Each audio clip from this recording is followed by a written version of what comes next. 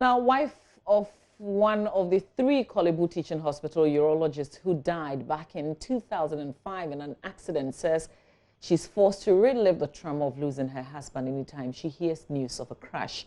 Speaking to JoyNews in our series of accidents that shook the nation as part of our Arrive Alive campaign to stop the deaths on Ghana's roads, Dr. Cecilia Benti questioned why some drivers who cause avoidable accidents are left off the hook. There's more in this report by Maxwell Akbaba. But I try that at each anniversary, if only I have to write to, I have to send something in papers in remembrance of my husband. Wife of one of the doctors, Dr. Cecilia Benchi, shows me articles she authored about the ghastly accident that claimed her husband's life. In August 2005, Dr. Isaac Benchi was returning from a monthly outreach program in the Bronx Ahafo region, but he never reached home. He died with his senior, Professor John Korte, and 34-year-old Dr. Benjamin Osewiafe. Dr. Cecilia Benchi has been narrating to me how she had news of the death of her husband. So the car came to pick him, and something funny happened. After I had gone in and was closing the gate because of the dogs, I didn't want the dogs to come out. Then he came back, knocked, and then said Mokomaba again, but he had already said he was going, so I also answered and he went. She says it has been difficult to cope years after the death of her husband. Yeah. Of course, what I planned to do, most of the things I planned to do, I couldn't do because I don't have any other support. Okay. Dr. Cecilia Benchi says her heart bleeds anytime she hears news of an accident. She wonders why some drivers who are to blame for the crashes which are preventable are not prosecuted. And then to the drivers, my heart bleeds all the time. Each time you hear a crash, my heart bleeds. And I think it's the same for many, many others who have lost loved ones. The carnage on our roads, they are man-made, I would call, disaster. Okay. We have to, they are preventable. People are in prison for little things.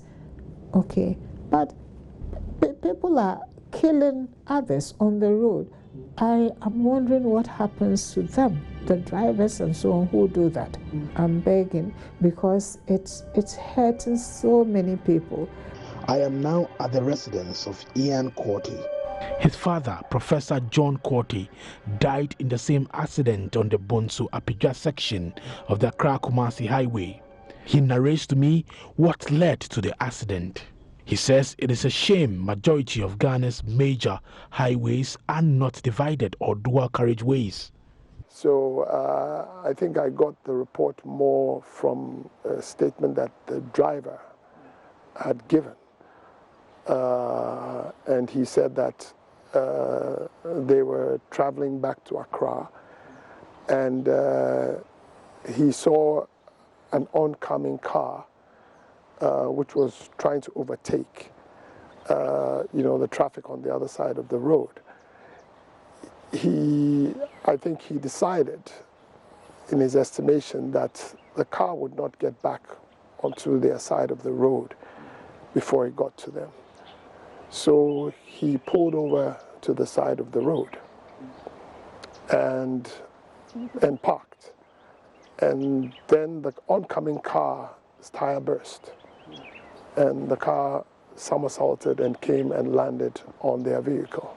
I think that it's a shame that almost 15 years after my father died, we don't have a divided highway running from south to north and from east to west in this country. 15 years later, you cannot drive from Accra to Kumasi on a divided highway. You know, every time you hear about head-on collisions, you know that it is as a result of us not having divided highways. For like how long? About over 20 years now. Over 20 years. Over 20 years. Dr. Bernard Morton has been a urologist at the Kolebu Teaching Hospital for more than 20 years. He was a close friend of 34-year-old deceased urologist Dr. Benjamin Osewiafe, and he tells me, but for his heavy work schedule, he would have been a statistic. There was some sort of reluctance to go at the time. I don't know, you know, that sort of premonition people may have about something. Not that something will happen, but he was quite reluctant. And even he nearly exchanged positions with me if I was willing to go. By that time, too, I also had something to do, so he had to make the trip. So I remember that dawn he called me that it was time. But normally they were going to Sunyani, I think, that time. So around 4:35, the vehicle has come to pick him, and he called me, and I wish him well, and thought that he will be coming by Sunday morning or Monday morning. And then I think it was a Saturday that we were all at the hostel and we heard the sad news. In fact, it was very traumatic. He also talks about the impact of the deaths on the Kolebu Teaching Hospital. And in terms of human power, it was catastrophic for this country. Because at that time, urologists all over the country were just about 10 urologists. Well, expect others not to be as obedient to the law as yourself. Please remember, we need you to arrive alive. Stay with us. You're watching JoyNews Desk.